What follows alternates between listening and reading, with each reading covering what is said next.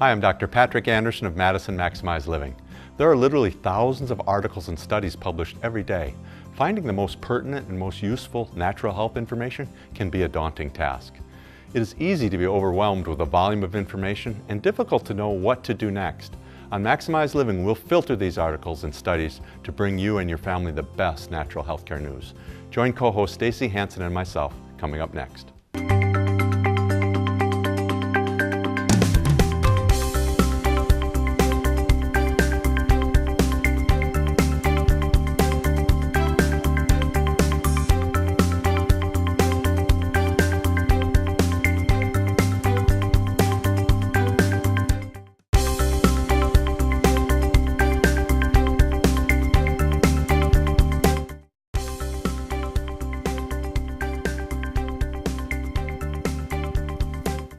Welcome back to Maximize Living with Dr. Patrick Andersen. We're talking natural healthcare news today with some news around the web to share with you.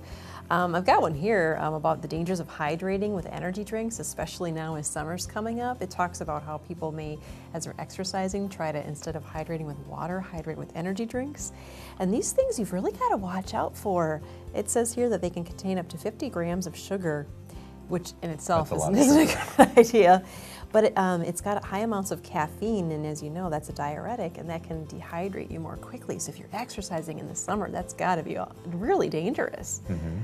You're getting energy, but you're dehydrating your body, which takes energy, and it's pretty risky.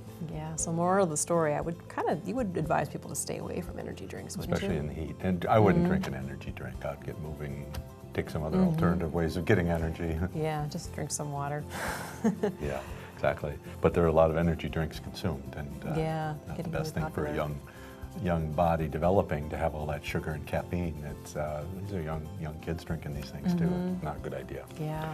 I've got one here from recently published in the Wall Street Journal. I thought was fascinating. Have you ever had grass-fed beef? But it didn't taste so good, or it was kind of tough sometimes. Well, this article just published in the Wall Street Journal was talking about how grass-fed beef has doubled every year for 7 years in sales. And so it's getting very popular. And they said that most cattle are finished with the grains, if they haven't had grain all the time, but many even of the grass-fed ones are finished with grain, so they aren't 100% grass-fed. And then the cattle are generally slaughtered at 18 to 20 months. And they're suggesting that to do grass-fed well, that make sure it's a pastured cow 100% of the time, so they can roam and develop muscle and more marbling for the muscle, and it shouldn't be slaughtered till about 28 months, and that's how you get really good tasting grass-fed beef. So they're really kind of jumping the gun on that, doing it too quick. And so then there was one website, if you can't find good grass-fed beef, there's one called Zingermans.com. You can order it, and it comes frozen. It's out of Michigan, just to give you a tip on wanting to try something that's properly done. So good tip on that. Who knew? I hadn't known that they would finish them with grains like that. Yeah, and the big thing is the omega-6s in the beef is what makes it not heart healthy. So when you grass feed an animal, then they're going to have a lower level of omega-6s and have more omega-3s in them. So much better for you. Interesting. I've got one here talking about why you should always wash new clothes before you wear them. And sometimes it might seem like maybe it's just quicker just to wash it after you've worn them, but they say infectious diseases can be passed through clothing. So if you think of all the people that may have tried it on, it's kind of gross. Yeah, start thinking of that. So definitely, and they said maybe even more important than that, as gross as that is that a lot of the dyes and formaldehyde resins used to produce clothing will still be on there, and these dyes can be pretty dangerous. They can irritate your skin, and you're absorbing these chemicals too. So they said wash it once, if not twice. And I heard Anderson Cooper brag once that he didn't, not brag, but he mentioned that he didn't wash his jeans for like 6 months. So someone actually did a test on his jeans, and they said there was enough bioactive things there to call it his jeans a biohazard. Oh no, oh yeah, you don't want your clothing to be called a biohazard, so make sure you wash it. So very interesting. Well, here's a quick one for us. Do your knees crack and pop? And are you concerned that your knees are going to be hurting? with that. And the article is from medicine.net, and it basically says that if you get creaking in your knees, it's kind of a red flag. You may or may not have pain, but the idea is if you get creaking and cracking and popping in the knees, you might want to get an x-ray and see if there's any joint degeneration, because they said it's common, frequent, that down the road you're going to have arthritis if your knees are popping and cracking too much. Wow. So definitely get that checked out. Well, stay with us. We'll have more natural health care news.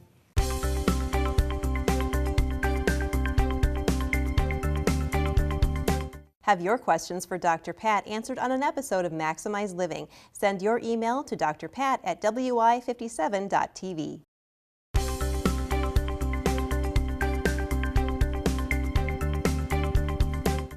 Welcome back to Maximize Living with Dr. Patrick Andersen. We're talking natural health care news today. And I've got one here that Dr. Pat, I wish I would have known about a couple of weeks ago because I had a cough. If you've got a cough out there, this is great news. You can suppress your coughs by coating your throat in chocolate. Dark chocolate. Dark chocolate. Disclaimer there, not just anything. But there was a study done where people were given this chocolate-based cough syrup. It's called Unicough. And their symptoms improved dramatically after just 2 days. They think it's something to do with how viscous the chocolate is, and then it's really able to coat your throat a little bit better. They said that sipping hot cocoa is not going to do it because you swallow it too fast and it really can't stick. But if they said cough syrup with some of the other cough fighting compounds, helps that work better. But if you really don't want to take any cough syrup, you might have some relief from, they say, slowly sucking on a piece of chocolate could provide some relief. Sounds like it would be a good idea. Yeah, and it certainly tastes better. I've got one here from medicinenet.net, and it is adults who love exercise may gain 9 biological years. Wow. And just because you're 40 doesn't mean you're 40 years old biologically, says Larry Tucker, a professor of exercise science at Brigham Young University in Utah. And we all know people that seem younger than their actual age. The more physically active we are, the less biological aging takes place in our bodies. And he said that if you exercise regularly, your telomeres, which are the end caps of your chromosomes, each time they replicate, a little piece of that end cap of the chromosome is shortened. But in people who exercise, they had like 40 minutes 5 times a week. They had 7 years less telomere aging than moderate exercisers, and 9 more than people who didn't exercise at all. And this study is scheduled to be published in the July issue of the Journal of Preventive Medicine. So do you have to love it, or you just have to do it? I noticed you said well, love. that's a really good question. I think there is something to exercising and enjoying it. You're more likely to do it. I never was Mr. America, but when I talked to Mr. America in bodybuilding, he was focused on the muscle. He was loving it while he was doing the workout. So there's probably some help. Yeah, I mean, to do it, because you said 5 times a week, 40 minutes a day. Yeah. I mean, you can't hate it. Yeah, it would be hard. Yeah. But you live 9 years, biological years longer. The joke is you spent it all in the gym. Yeah. So I guess better that you love it. Speaking of loving things and being happy, there's an article here about Facebook. There was a study done, published in the American Journal of Epidemiology. It suggests that Facebook users more often are less satisfied with their lives and are less healthy than those who are a little bit more strict about how many times they log on and how much time they spend on it. It said, to put it baldly, it said the more times you click like, the worse you feel. So it's something that you want to kind of keep a handle on. I know it can easily be a time suck. I'm new to Facebook, and it is easy to get sucked into being on there a little too long, but it says the usage is tightly linked to compromised social, physical, and psychological health. They said there's a statistical leap above the average in liking a post, clicking a link, or updating one's own status. They found that a 5 to 8% increase in the chance that you would have mental health issues the more often you do it. Living real life is probably the best. Yeah, is your best. Yeah, getting out there and meeting your friends in person and having some social time. I've got a quick one here. How to spot if your teenager is depressed, from the Daily Mail. The phrases parents should look at. A child won't say they're depressed. They might say they're stressed or super busy, and this study quotes. and they might have physical symptoms, including ulcers or migraine, stomach pain, fatigue. But they won't use, they may have increased tearfulness, withdrawing from socializing, changes in eating habits, lack of energy. But they often say they're just distracted or stressed as opposed to depressed. So if you see some of these warning signs in your teenagers, there's just a little different languaging that they'll often use. So it's something to watch out for. Well, stay with us. We'll have more on natural health care news right after the break.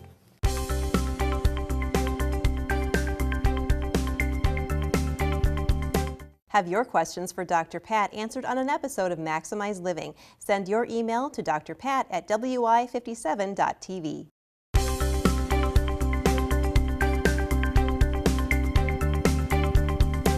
Welcome back to Maximize Living with Dr. Patrick Andersen. We're talking natural health care news today. And I've got one here that says it's time to go nuts. You want almonds, pecans, walnuts, hazelnuts, cashews. They're all linked to a lower risk of colon cancer. They showed that people that were eating 2 ounces or more of all types of nuts on a weekly basis were 42% less likely to suffer a colon cancer recurrence. But they say that peanuts and peanut butter don't seem to have the same effect. That's more of a legume, and they're finding that that's not the way to go as far as that. We eat a lot of peanuts, typically, but they're not healthy like the other nuts, and that's great. The nuts have so many good qualities to them, and they're a great source of protein, great source of fat. You know, it's good to get quality fats. That's what we want. Quality fats we could have. Good place to get it. Is nuts. Thank you. Here's one. It's a newsletter. End hip pain with chiropractic. And the hip joint is the ball and socket of where the femur bone fits into the pelvis. And it's prone to have difficulties with arthritis and misalignment. And often when the pelvis is out of alignment, the ball and socket of the hip can go into dysfunction as well. And short leg, as an anatomical short leg, happens in a small percentage of people, but more often people have a short leg we call a functional short leg.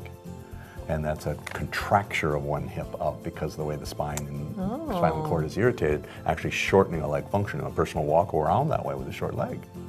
And yet, as we do our adjustments, it'll align that and then take the pressure off the feet, knees, and hip. So there's less dysfunction there. And sitting is one of the big compromisers for it says here, compromises the low back. There's about 30% more pressure when you sit than standing. And this type of seat back is mentioned here. I thought this would be valuable. A seat back inclination of 110 to 130 degrees is really good for the lower back, and it takes pressure off the lower back and pelvis. So it's good to have that seat inclined. So when the airlines make you have your seat straight up, or you get one of those non-reclining seats, that is harder on your back. It is. 110 to 130 degrees is a great inclination of your seat back to take pressure off your back. And then about a 5-degree tilt of the back of the seat.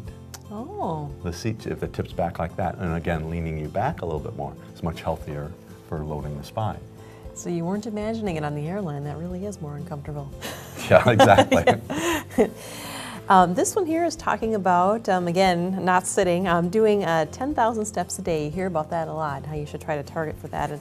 And more studies are showing just how great that is for you. This particular study was showing that it lowered blood pressure levels for people too, improved their glucose tolerance. So a lot of reasons to get those 10,000 steps a day. And so it suggests at least 150 minutes of moderate activity each week, or 30 minutes a day, coupled with 2 or more days of getting some strengthening. So I imagine they mean kind of some of your weights.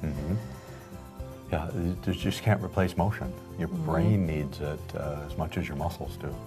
Yeah, you definitely feel better after it. Here's a fun one. From the Daily Mail, could yogurt treat depression? Its good bacteria boosts our mood by changing brain activities. Recently published, and they took a group of adults and tested them, fed them yogurt, and improved their bowel habits and their depression by adding probiotics to their diet. And it definitely did. Huh? So if you couple that with exercise, you may...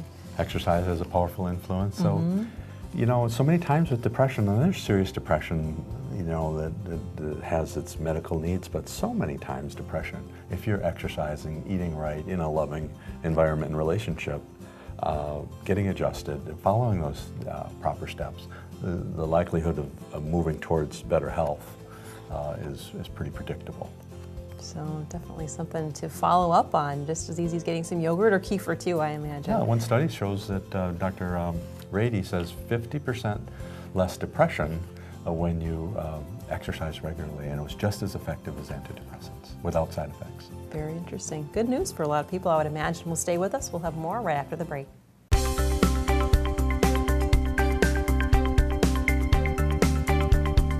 Have your questions for Dr. Pat answered on an episode of Maximize Living. Send your email to drpat@wi57.tv.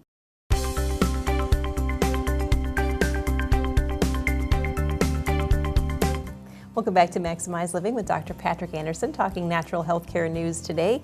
I've got one here about ginger. Ginger actually fights body fat, so another reason to If that's eat the that, only reason, that would still be enough, wouldn't it? Yeah, exactly. And there's a consensus here in these studies showing that ginger does have beneficial effects against obesity, diabetes, cardiovascular diseases.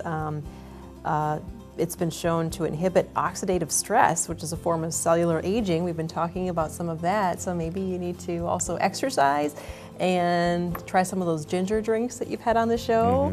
Maybe some of that ginger chicken, that Asian ginger chicken wrap or whatever that was called. That was delicious, by the way. So, and all those are available on past episodes.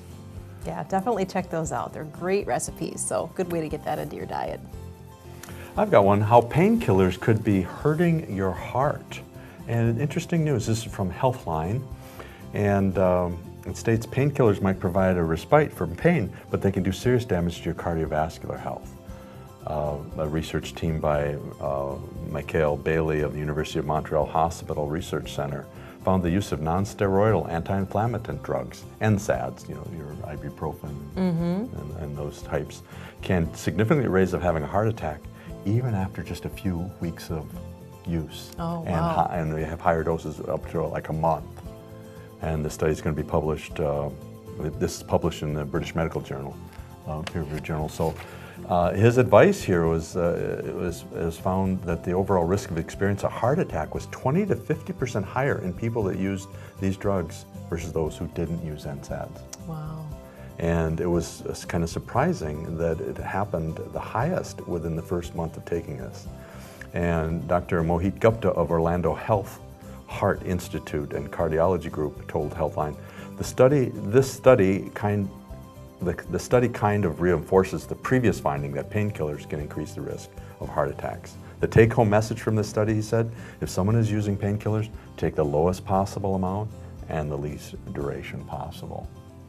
So is that something that'll taper off then if you stopped taking it, or does the risk remain, do you think? That it doesn't say, and the risk is, as you keep taking NSAIDs, they have a risk of kidney and liver issues, and so it's always best to get to the cause as much as possible. Like we always say, a headache isn't the lack of ibuprofen or aspirin. You know, there's something causing Good point, it. yeah. And so in natural health care, we want to study more what's causing it and get to those causes so you don't have to use these medications that have potential risks. Yeah, lots of reasons it sounds like to not take it. Speaking of not taking things, they found that there's been more evidence that cannabis is making people's teeth fall out. They found that people that were smoking weed on a regular basis, it's driving up their risk of gum disease and their teeth are falling out. So that's a new thing here too, and they say as it starts to get legalized in more areas, we may see the beginning of a growing oral public health problem. So that's news there. Who knew? Who knew? Yeah. Well, that's one more thing. People love their teeth, I would hope. Yeah. Yeah, they're pretty important. Here's one from the New Zealand Herald. Has salt been given a bad name? This beloved seasoning may be healthier than we think. And they did 500 studies, and they're saying here that there isn't really sound scientific evidence to support the low salt idea. So, and they say if you limit your salt, often they say to like you'll self-limit your salt to about 1.5 teaspoons a day, is you'll self-limit it. So if you don't even restrict it. And I think it was about 1/2 teaspoon to 2/3 of a teaspoon was the guideline to limit it to. So people will self-limit their salt. They will. But they're also saying that it's pretty important for your health, especially in the heat. And of course, there's a lot of new kinds of salt coming out, every flavor, every color you can think of. And so salt is kind of important, and we really kind of need to revisit proper intake of salt. Well, that's good news to me, because I do like to add it when I'm cooking too, so definitely want to look into that.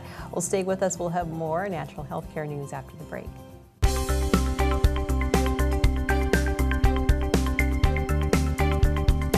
Have your questions for Dr. Pat answered on an episode of Maximize Living. Send your email to drpat@wi57.tv. Thank you for watching our show on Natural Healthcare News. After listening, I hope you are left with a sense of just how amazing the human body is. By putting these latest studies to work in your lifestyle, you can absolutely drive better health. One of the best things you can do to drive better health for you and your family is to make sure you have a sound structure and nervous system. This means that getting a chiropractic checkup is essential for optimal health.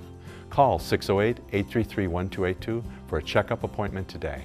For Maximize Living, I'm Dr. Patrick Andersen. Until next time, live well and God bless.